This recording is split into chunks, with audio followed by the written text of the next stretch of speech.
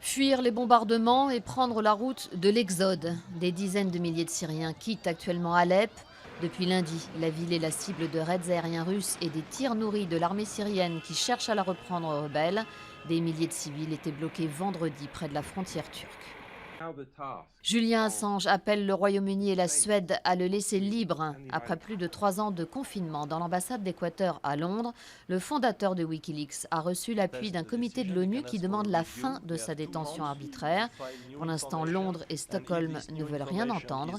Wikileaks a publié en 2010 500 000 documents classés secret défense sur l'Irak et l'Afghanistan et 250 000 communications diplomatiques.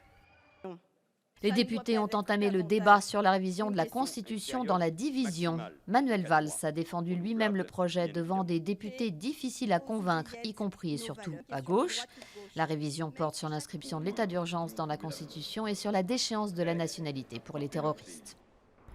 À Marseille, la lettre ouverte sur Internet d'une institutrice décrivant des écoles insalubres et limites pour la santé des écoliers semble porter ses fruits. Le gouvernement a demandé au préfet des Bouches-du-Rhône un rapport sur les conditions de vie dans les établissements scolaires. Un coup de maître pour Jason Polacco, le surfeur australien double champion du monde, est devenu cette semaine le premier windsurfer à surfer la vague de Nazaré au Portugal, soit une hauteur de 13 mètres.